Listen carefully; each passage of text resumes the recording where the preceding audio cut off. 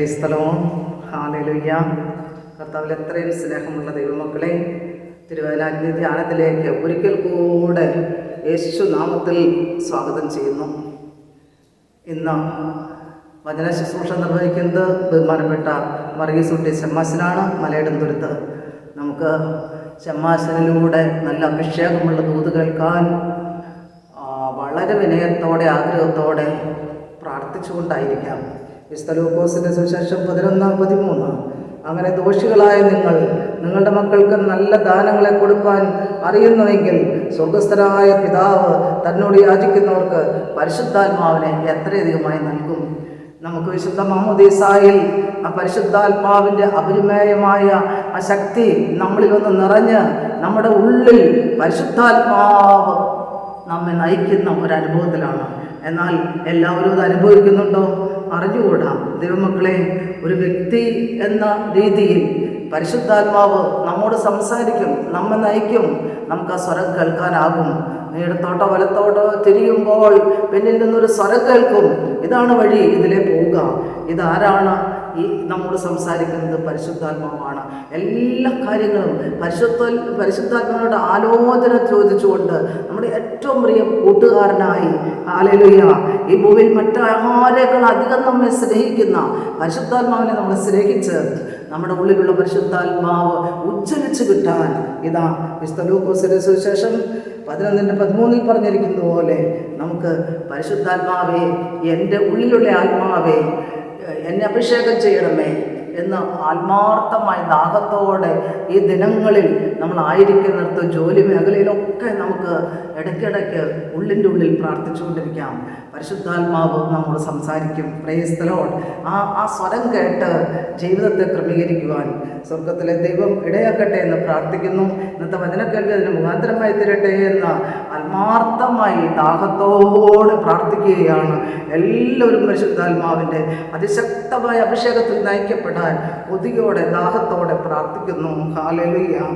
ദൈവമക്കളെ, ഇന്നത്തെ തിരുവചനാഗ്നി ധ്യാനം സ്പോൺസർ ചെയ്തിട്ടുള്ളത് മൂക്കന്നൂരുള്ള സാറാമ്മ, പുതുശ്ശേരിയിൽ സാറാമ്മ എന്ന അമ്മച്ചിയാണ്. ഈ അമ്മച്ചിക്ക് 100 വയസ്സായി. ദൈവഹിതം നിറവേറ്റപ്പെടാൻ നമുക്ക് അമ്മച്ചിയെ സമർപ്പിച്ച് പ്രാർത്ഥിക്കാം. അമ്മച്ചി കിടക്കുകയാണ്, കിടപ്പ് രോഗിയായി വാർദ്ധക്യത്തിൽ ഇങ്ങനെ ശുശ്രൂഷകളേറ്റ് കിടക്കുന്നു. അമ്മച്ചി 90-ാമത്തെ വയസ്സിൽ ജീവിതത്തിലുള്ള ബാലാരിഷ്ടതകൾ പോലെ വാർദ്ധക്യാരിഷ്ടതകളുണ്ടല്ലോ, അതിൽ നിന്നൊക്കെ വിടുവിക്കപ്പെട്ട് എത്രയും വേഗം ദൈവഹിതം നിറവേറ്റപ്പെടാൻ, ദൈവത്തിൻ്റെ ഇഷ്ടം എന്താണോ അത് നിറവേറ്റപ്പെടാനായിട്ട് നമുക്ക് ദൈവകരങ്ങളിലേക്ക് ചേർത്ത് വയ്ക്കാം. ദൈവമേ, സഹിക്കാത്തതിലപ്പുറം ഒന്നും നൽകരുതേ എന്ന് നമുക്ക് പ്രാർത്ഥിക്കാം. അമ്മച്ചിയുടെ മക്കളും കൊച്ചുമക്കളും എല്ലാവരും ദൈവാനുഭവത്തിൽ ജീവിക്കാൻ നമുക്ക് ദൈവകരങ്ങളിലേക്ക് സമർപ്പിച്ച് പ്രാർത്ഥിക്കാം. കൊച്ചുമകൾ ഇവിടെ വന്ന ധ്യാനം കൂടി ദൈവത്തിൻ്റെ വലിയ അഭിഷേകം പ്രാപിച്ച മകളാണ്. ഹല്ലേലൂയ. നമുക്ക് ആ കുടുംബത്തെ പൂർണ്ണമായും സമർപ്പിക്കാം. ദൈവമേ, അമ്മച്ചിക്ക് വേണ്ടി പ്രത്യേകം ഞങ്ങൾ പ്രാർത്ഥിക്കുമ്പോൾ വാർദ്ധക്യത്തിലായിരിക്കുന്ന എല്ലാ അമ്മമാരെയും സമർപ്പിച്ച് പ്രാർത്ഥിക്കുകയാണ്. അങ്ങയുടെ കരം അവിടുന്ന് കൂടെ ഇരുന്ന് നയിക്കണമേ. ഹല്ലേലൂയ. നരയ്ക്കോളം ചുമക്കാമെന്ന് അരുളി ചെയ്ത തമ്പുരാനെ കരുണ തോന്നണമേ. ഹല്ലേലൂയ.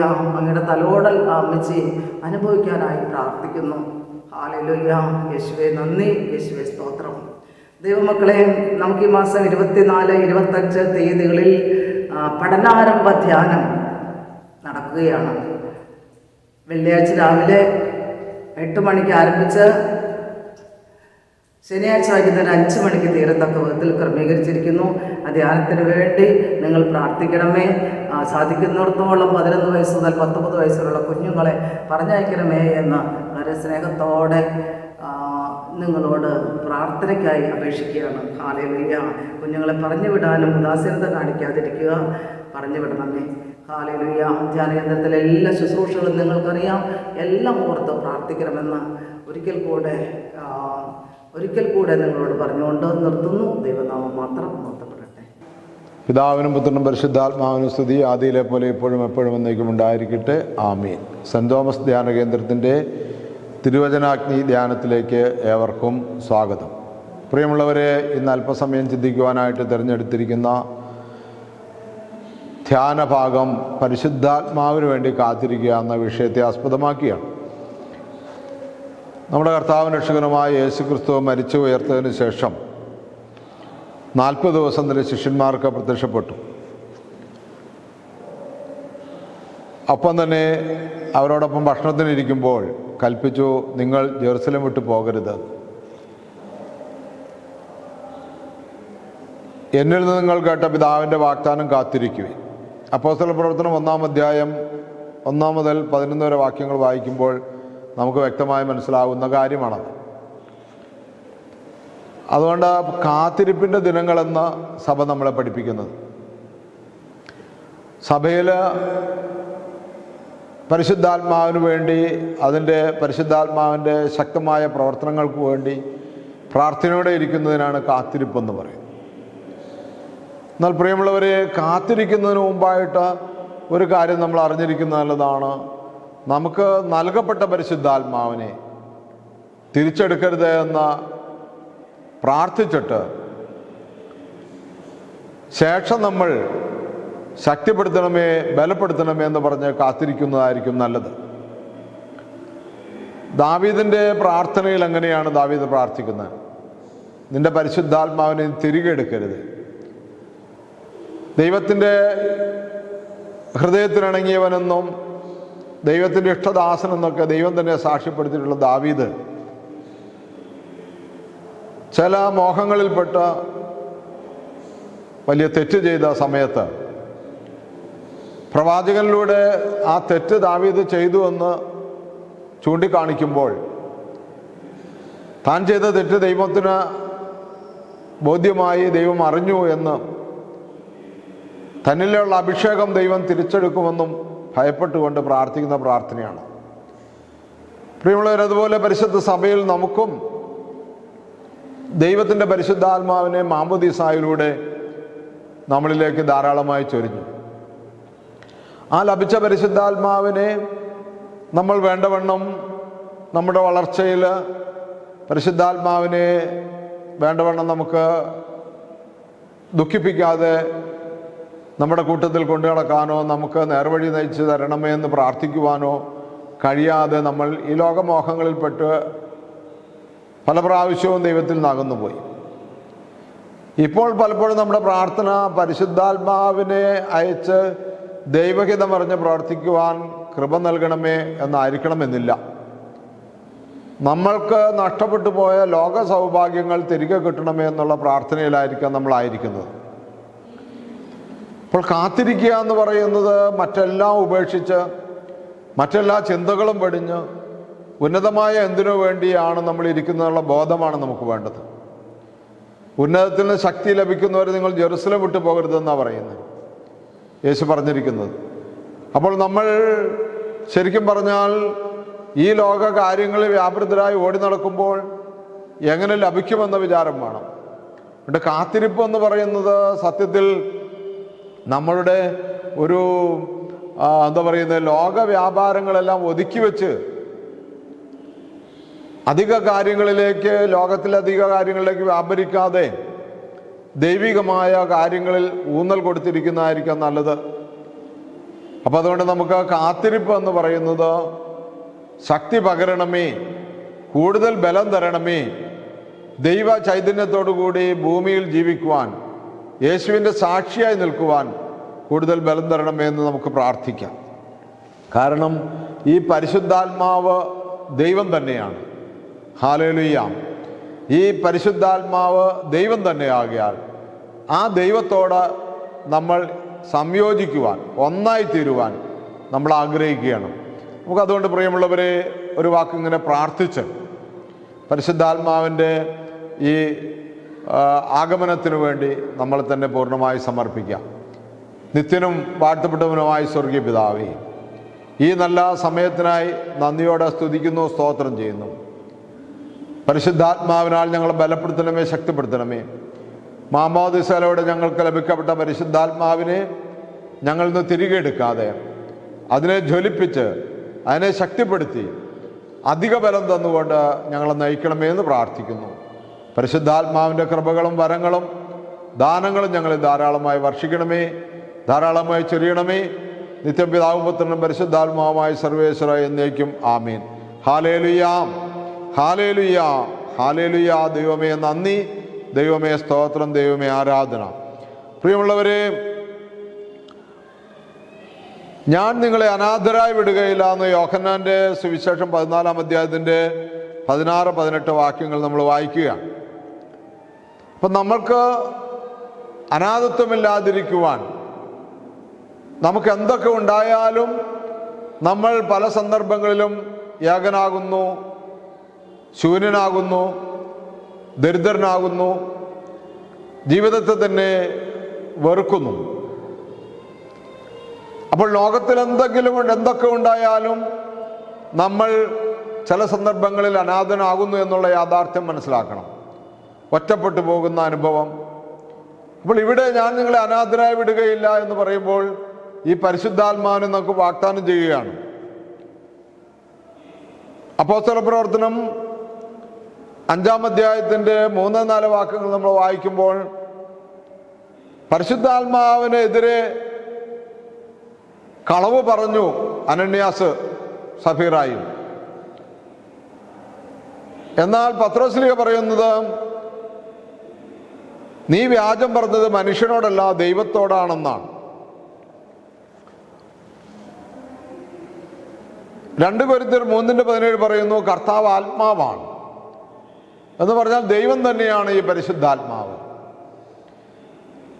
പരിശുദ്ധാത്മാവിൻ്റെ പ്രവർത്തനത്തിൻ്റെ ഭാഗമായി പരിശുദ്ധാത്മാവിനാൽ നിറഞ്ഞ ശിഷ്യന്മാരെല്ലാവരും,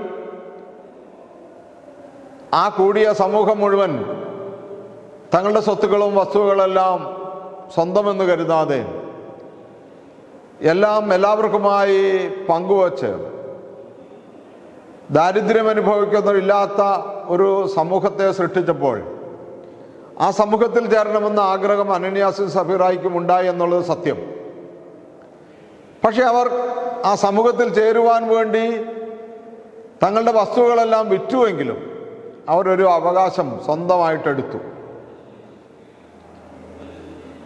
അപ്പോൾ ദൈവത്തിൻ്റെ പരിശുദ്ധാത്മാവിനെതിരെ പാപം ചെയ്തു, ദൈവത്തിനെതിരെ അവർ പാപം ചെയ്തു. ദൈവത്തിനെതിരെ പാപം ചെയ്ത അവർ മരിച്ചുപോയി. നമ്മൾ മനസ്സിലാക്കേണ്ടത്, നമ്മളും ഇന്നും ദൈവത്തിനെതിരെയും പരിശുദ്ധാത്മാവിനെതിരെ പാപം ചെയ്യുമ്പോൾ ദൈവത്തിനെതിരെ പാപം ചെയ്യുന്നു. പരിശുദ്ധാത്മാവ് നമ്മോട് കൂടെ വസിക്കുന്നു. പരിശുദ്ധാത്മാവിൻ്റെ വാസം നമ്മൾ തിരിച്ചറിയാതെ നമ്മൾ ലോകപ്രകാരം സുഖമോഹങ്ങളിൽ മുഴുകി ജീവിക്കുന്നു. പരിശുദ്ധാത്മാവിനാൽ നമ്മൾ നയിക്കപ്പെടുന്നു എന്ന് മനസ്സിലാക്കാതെ ലോകമോഹങ്ങളാൽ നയിക്കപ്പെടുന്നു. ഒപ്പം തന്നെ നമ്മൾ പാപമരണം പ്രാപിക്കുന്നു. അപ്പോൾ പാപമരണം പ്രാപിക്കുന്ന നമുക്ക് പരിശുദ്ധാത്മാവിനെതിരെ പാപം ചെയ്യുന്നു എന്ന തിരിച്ചറിവ് ആദ്യം ഉണ്ടാകേണ്ടത് ആവശ്യമാണ്. ഇവിടെയാണ് നമ്മൾ ദാവീദിനെ പോലെ പ്രാർത്ഥിക്കേണ്ടത്, തിരികെ എടുക്കരുത്. ഞാൻ പാപമരണം പ്രാപിച്ചിരിക്കുന്നു, എനിക്ക് അവിടുത്തെ സന്നിധിയിൽ നിൽക്കുവാനുള്ള യോഗ്യതയില്ല. ഞാൻ പാപമരണം പ്രാപിച്ചിരിക്കുന്നു, അതുകൊണ്ട് പാപമരണത്തിൽ നിന്ന് വിടുവിച്ച് എന്നിൽ നിക്ഷേപിച്ചിരിക്കുന്ന പരിശുദ്ധാത്മാവിനെ തിരികെ എടുക്കാതെ അതിനെ ജ്വലിപ്പിക്കുന്ന, അതിനെ ശക്തിപ്പെടുത്തുന്ന രീതിയിലേക്ക് എന്നെ നയിക്കണമേ എന്ന് നമുക്ക് പ്രാർത്ഥിക്കാനുള്ള ഉത്തരവാദിത്വവും കടപ്പാടും അവകാശവുമുണ്ട്. ഹല്ലേലൂയ. യേശുവിൽ വിശ്വസിച്ച് യേശു നൽകുന്ന രക്ഷയുടെ അനുഭവം സ്വീകരിക്കുമ്പോൾ മാത്രമേ പരിശുദ്ധാത്മാവ് നമ്മളിൽ വസിക്കുകയുള്ളൂ. മാമോദിസ മുങ്ങിയ നമ്മൾ, നമുക്ക് വേണ്ടി ശിശുസ്നാനം സ്വീകരിച്ചവർ ഓർക്കുക, അവർക്ക് വേണ്ടി ഒരു തലതൊട്ടമ്മ ഈ വിശ്വാസം സ്വീകരിച്ചാണ് ദൈവത്തിൻ്റെ സന്നിധിയിൽ നിന്നത്. ആ വിശ്വാസം നമ്മളിലേക്ക് പകർന്നു നൽകണമെന്ന് മാമോദിസ മുക്കിയ അഭിഷിക്തൻ വൈദികൻ ആ തലതൊട്ടപ്പനോടും തലതൊട്ടമ്മയോടും പറഞ്ഞു വിട്ടിട്ടുണ്ട്. ഇനി അവർക്കൊന്നും അതൊന്നും പൂർണ്ണമായി നിറവേറ്റാൻ കഴിഞ്ഞില്ല, നമ്മളെ ആ തരത്തിലേക്കൊന്നും നയിച്ചില്ല. നമ്മൾ ശരിക്കും പറഞ്ഞാൽ ഏതോ ഒരു തരത്തിലുള്ള എന്താ പറയുന്നത്, യെരൂശലേമിൽ നിന്ന് യെരിഹോയിലേക്ക് പോയ മനുഷ്യൻ്റെ അവസ്ഥയായെങ്കിൽ ആ പരിശുദ്ധ വസ്ത്രം അഴിക്കപ്പെട്ട് മുറിവേറ്റ് അർത്ഥപ്രാണനായിട്ട് കിടക്കുന്നതെങ്കിൽ നമ്മുടെ കർത്താവ് നമ്മളെ വീണ്ടും കരുതുന്നു, വീണ്ടും പരിശുദ്ധാത്മാവിന് നൽകുന്നു എന്നുള്ള ആ ഒറ്റ ദൈവത്തിൻ്റെ കരുണയാലാണ് നമ്മുടെ പിതാക്കന്മാർ ഓരോ പെന്തക്കോസ്ത പെരുന്നാളും ക്രമീകരിച്ചിരിക്കുന്നത്.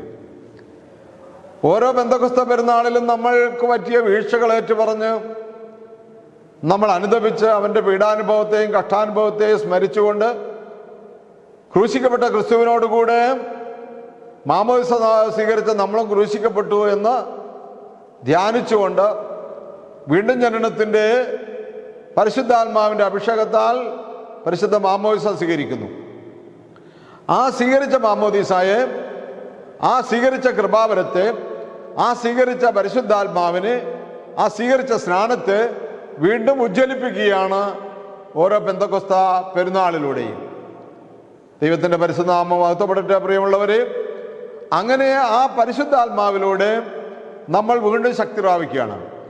അതുകൊണ്ടാണ് അഭിഷിക്തൻ പെന്തക്കോസ്ത പെരുന്നാൾ ദിവസം ആത്മാവിനെ രഹസ്യമായി വിളിച്ച് ഈ ഭൂമിയിലേക്ക് നമ്മളിൽ ഓരോരുത്തരിലേക്കും സന്നിവേശിപ്പിക്കുമ്പോൾ കുമ്പിട്ട് കിടന്ന് ഞങ്ങളോട് കരുണയുണ്ടാകണമേ എന്നർത്ഥമുള്ള കുറിയലായുസോനേറ്റ് ചൊല്ലുന്ന നമ്മൾ മുട്ടുകുത്തി കിടക്കുമ്പോൾ വൈദികൻ ഉറക്കെ വിളിച്ചു പറയുന്നു, ശക്തിയോടെ എഴുന്നേൽക്കുക.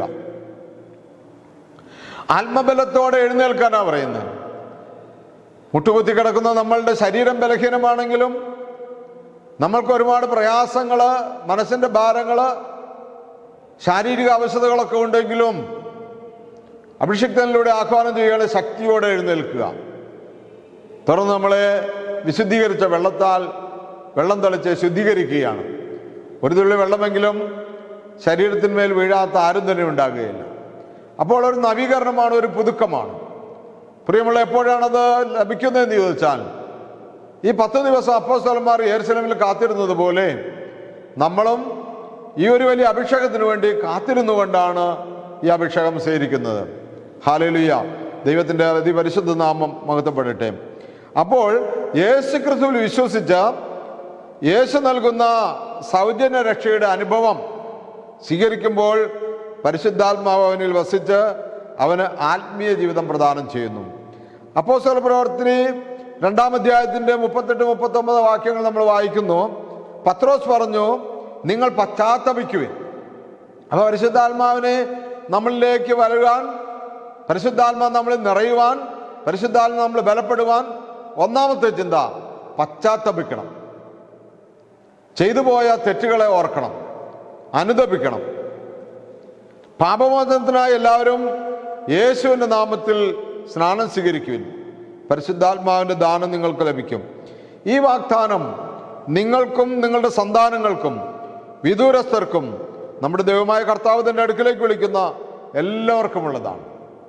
ഈ വാഗ്ദാനം നിങ്ങൾക്കും നിങ്ങളുടെ സന്താനങ്ങൾക്കും, അവിടെ കൂടിയിരിക്കുന്ന യഹൂദർക്കും അവരുടെ സന്താനങ്ങൾക്കും, ഇന്ന് എനിക്കും നിങ്ങൾക്കും നമ്മുടെ സന്താനങ്ങൾക്കും.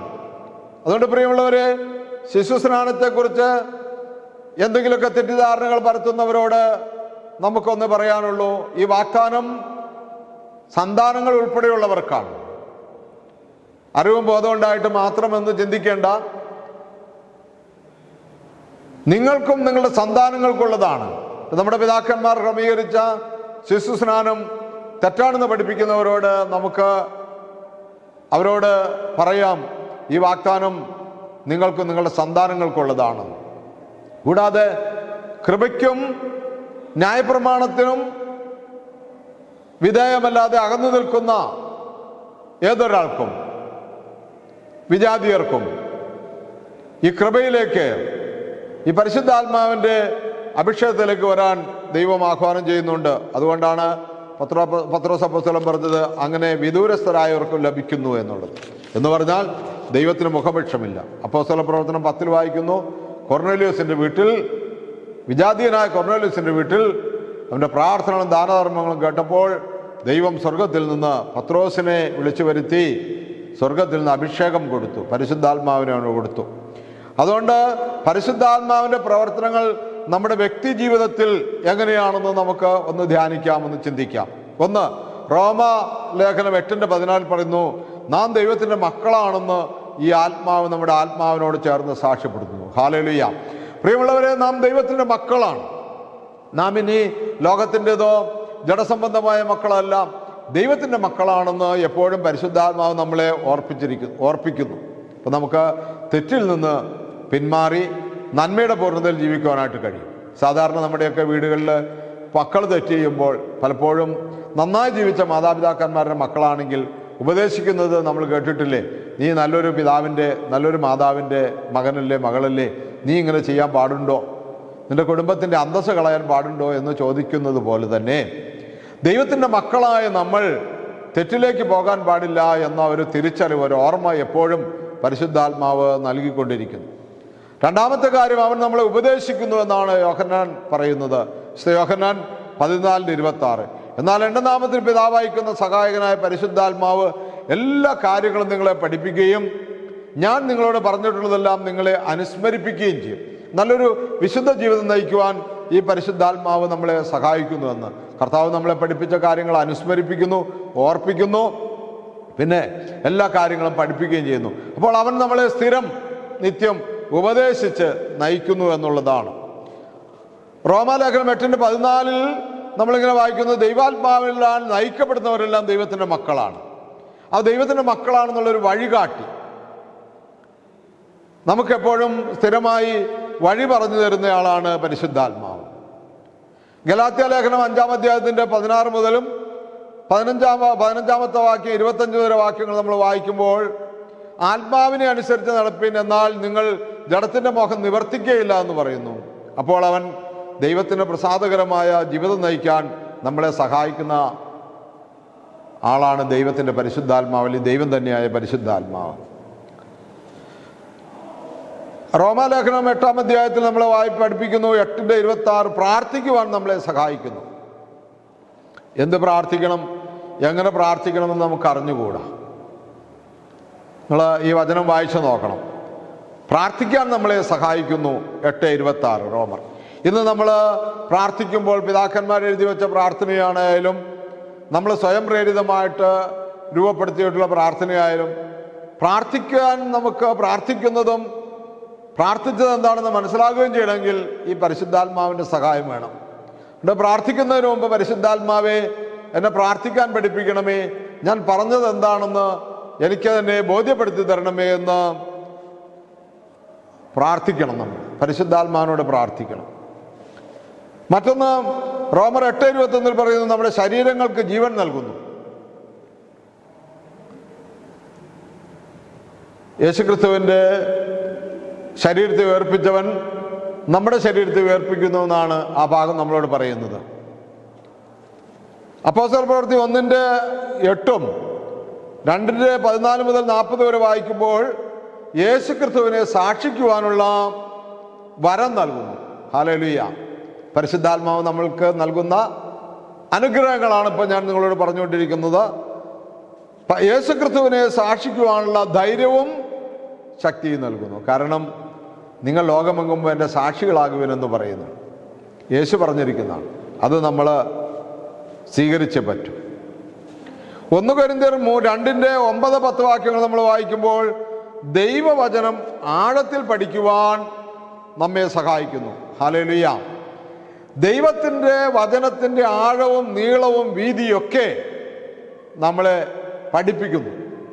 യെശയ്യാ പ്രവചനം 55-ാം അധ്യായത്തിൻ്റെ 8-ാമത്തെ വാക്യം നമ്മൾ വായിക്കുമ്പോൾ ഇങ്ങനെയാണ് അവിടെ എഴുതിയിരിക്കുന്നത്, നിങ്ങളുടെ വഴികളും നിങ്ങളുടെ ചിന്തകളും എൻ്റെ വഴികളും എൻ്റെ ചിന്തകളും തമ്മിൽ ആകാശം ഭൂമിയേക്കാൾ ഉയർന്നിരിക്കുന്നത് പോലെ ഉന്നതമത്രേ.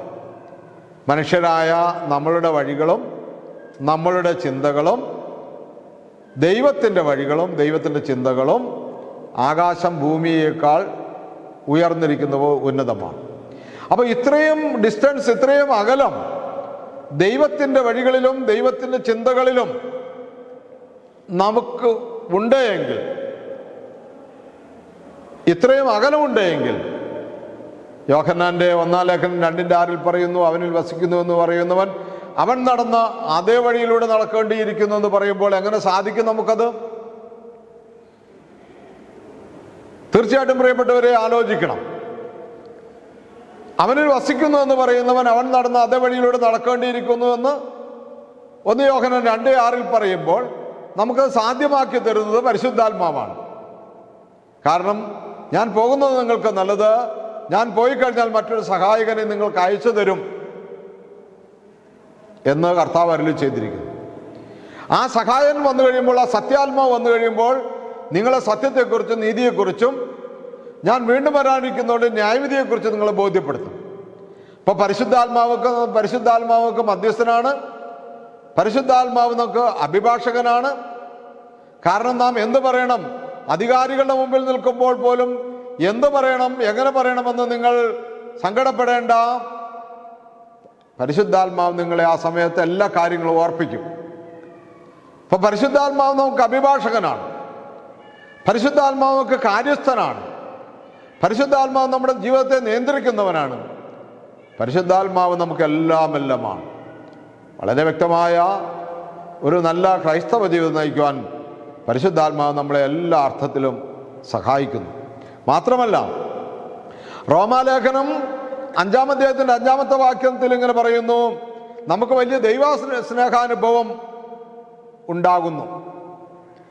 ഇങ്ങനെയാണ് വചനം, നമുക്ക് നൽകപ്പെട്ടിരിക്കുന്ന പരിശുദ്ധാത്മാവിലൂടെ ദൈവത്തിന്റെ സ്നേഹം നമ്മുടെ ഹൃദയങ്ങളിലേക്ക് ചൊരിയപ്പെട്ടിരിക്കുന്നു. ഹല്ലേലൂയ. ദൈവത്തിന്റെ സ്നേഹം അനുഭവിക്കാൻ കഴിയുന്നു. ഇന്ന് ഭൂരിപക്ഷം ആളുകൾക്കും ദൈവസ്നേഹം അനുഭവിക്കാൻ സാധിക്കുന്നില്ല എന്നുള്ളതാണ്. അനേക വിശുദ്ധർക്ക് കഴിഞ്ഞ ആ അനുഭവം നമുക്ക് സാധിക്കുന്നില്ല എന്നുള്ളതാണ്. കാരണം നമ്മൾ പരിശുദ്ധാത്മാവായ ദൈവത്തിനോട് സഹവർത്തിത്വമില്ല. നമ്മളെപ്പോഴും നമ്മുടെ ജീവിത പ്രശ്നങ്ങൾ പറഞ്ഞ് അനുഗ്രഹം മേടിക്കാനാണ് നടക്കുന്നത്. പലപ്പോഴും നമുക്ക് ഭൂരിപക്ഷം പേർക്കും പിതാവിനെയോ പുത്രനായ യേശുക്രിസ്തുവിനെയോ പരിശുദ്ധാത്മാവായ ദൈവത്തെയോ അല്ല അറിവ് കൂടുതൽ. നമുക്ക് അറിവ് കൂടുതൽ വിശുദ്ധന്മാരെയും പരിശുദ്ധ അമ്മയെയും ശുദ്ധിമതികളുടെയും അവരുടെ ചരിത്രങ്ങളൊക്കെയാണ്. നമ്മൾ അവിടം വരെ എത്തണുള്ളൂ. നമ്മുടെ ആരാധന, നമ്മുടെ പ്രാർത്ഥനകളൊക്കെ. അതിനപ്പുറത്തേക്ക് എത്തണമെങ്കിൽ കൃപാവരം വേണം, പരിശുദ്ധാത്മാവിൻ്റെ സഹായം വേണം.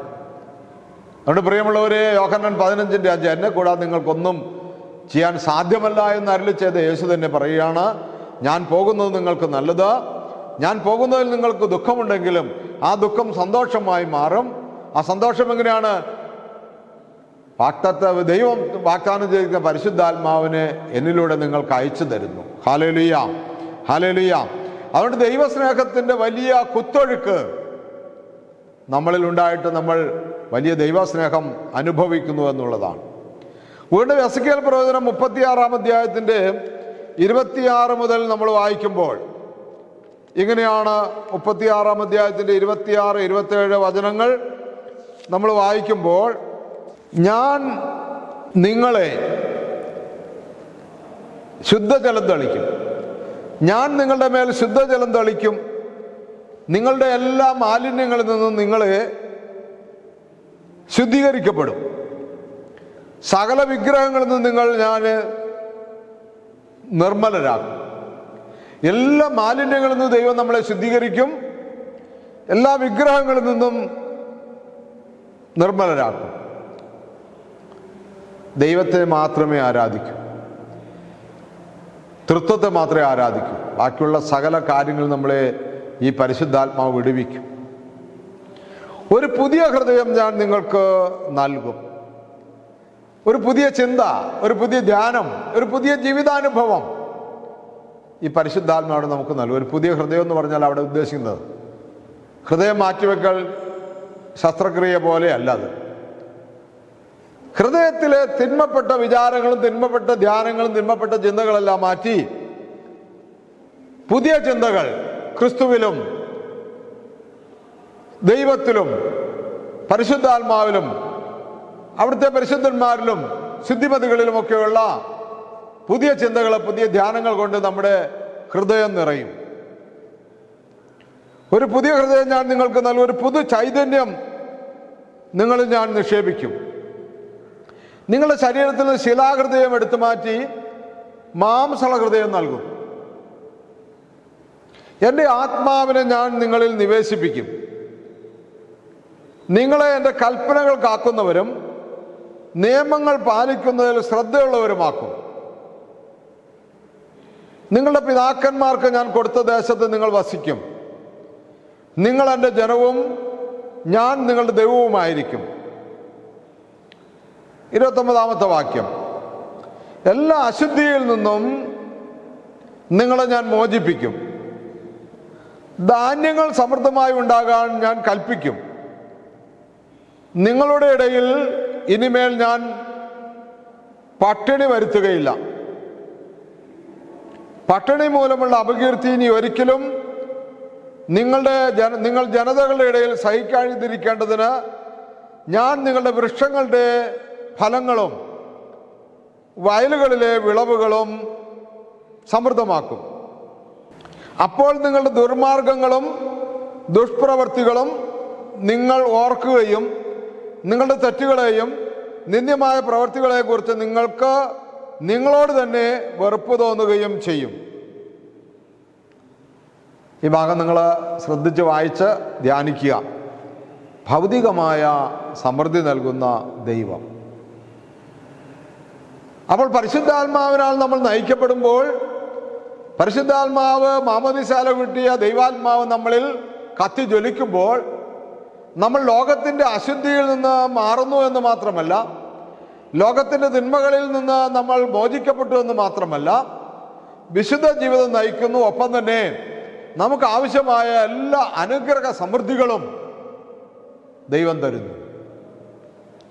അതുകൊണ്ട് പ്രിയമുള്ളവരെ, ദൈവത്തിൻ്റെ പരിശുദ്ധാത്മാവ് നിറയാൻ വേണ്ടി നമ്മൾ അല്പസമയം ഈ ലോക ചിന്തകളിൽ നിന്ന് മാറിയിരുന്ന് പ്രാർത്ഥിക്കുവാൻ സമയമെടുക്കുക. ഈ കാത്തിരിപ്പിൻ്റെ ദിവസങ്ങളിൽ ശ്രേഷ്ഠമായ ദിനങ്ങളെ കണ്ടുകൊണ്ട് ഇരിക്കുക.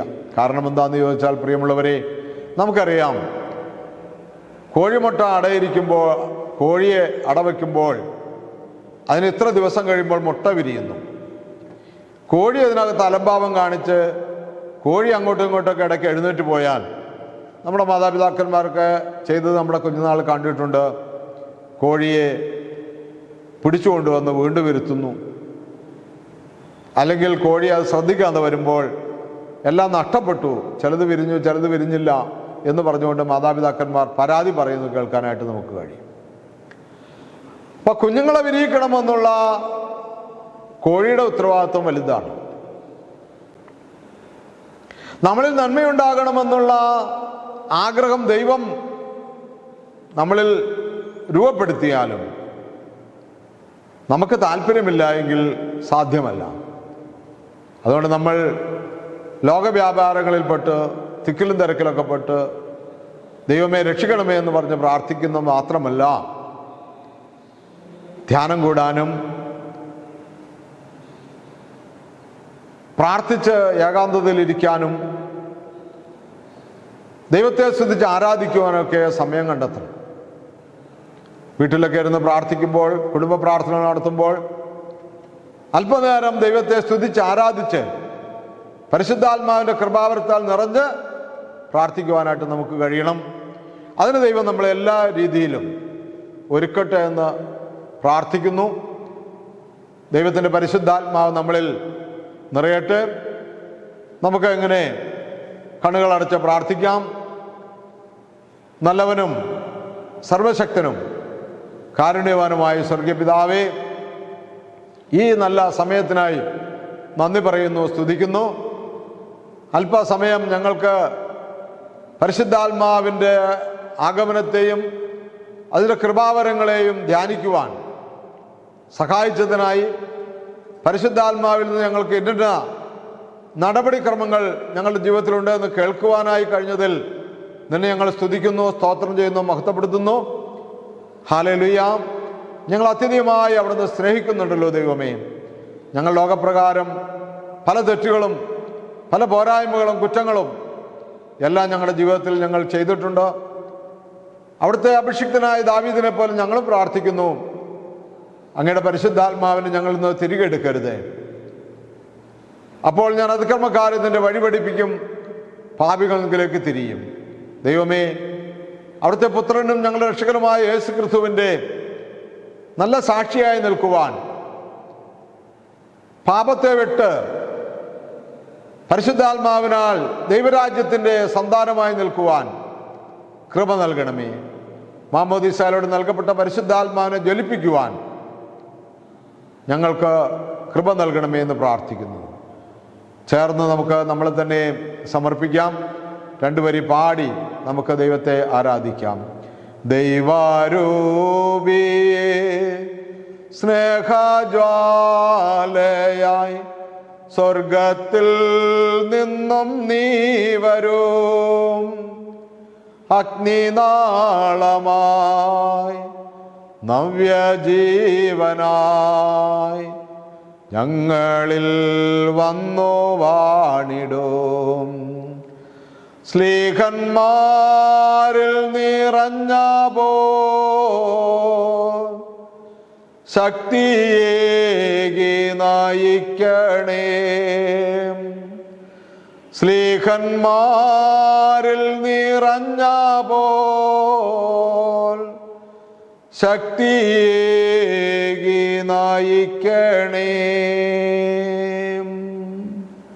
പരിശുദ്ധ അമ്മേ, ദൈവമാതാവേ, സകല വിശുദ്ധന്മാരെ, ശുദ്ധിമതികളെ, പ്രത്യേകാൽ ആദിമസഭയിൽ പരിശുദ്ധാത്മാവിന് വേണ്ടി കാത്തിരുന്ന അപ്പോസ്തലന്മാരെ, പിതാക്കന്മാരെ, ഞങ്ങളും ഈ പെന്തക്കോസ്ത നാളിൽ അല്ല ഇപ്പോൾ തന്നെ പരിശുദ്ധാത്മാവിനാൽ നിറയപ്പെടുവാനും അഭിഷേകം ചെയ്യപ്പെടുവാനും അനേകർക്ക് ക്രിസ്തുവിൻ്റെ സാക്ഷിയായി നിൽക്കുവാനും കൃപ നൽകണമേ. കൃപ ലഭിക്കുന്നുണ്ട്, പ്രാർത്ഥിക്കണമേ. എല്ലാ നന്മകളാലും ഐശ്വര്യങ്ങളാലും നിറഞ്ഞ് സത്യക്രിസ്ത്യാനിയെ ജീവിക്കാൻ ഞങ്ങളെ അവിടുന്ന് കൃപ നൽകി അനുഗ്രഹിക്കണമേ. സകലവും ഞങ്ങൾക്കായി കാൽവരിയിൽ ജീവൻ വെച്ച് ഞങ്ങളെ രക്ഷിച്ചു കൊണ്ടെടുത്താം. യേശു ക്രിസ്തുവിന്റെ നാമത്തിൽ ചോദിക്കുന്നു. പ്രാർത്ഥന കേട്ടതിനായ സ്തോത്രം, അനുഗ്രഹിക്കുന്ന കൃപയ്ക്കായി സ്തോത്രം. യേശുവിൻ്റെ അൻപുള്ള നാമത്തിൽ തന്നെ ആമേൻ. Hallelujah, hallelujah, hallelujah. ദൈവത്തിൻ്റെ അതിപരിശുദ്ധ നാമം മാത്രം മഹത്വപ്പെടുമാറാകട്ടെ. ആമേൻ. പിതാവാം ദൈവത്തിൻ്റെ സ്നേഹവും ഏകജാതനായ പുത്രൻ്റെ കൃപയും പരിശുദ്ധ റൂഹായുടെ സംബന്ധവും സഹവാസവും നാം എല്ലാവരോടുകൂടെയും നമ്മിൽ നിന്ന് വാങ്ങിപ്പോയോടുകൂടെയും ഇന്നും എന്നാളും ഉണ്ടായിരിക്കുമാറാകട്ടെ. ആമേൻ.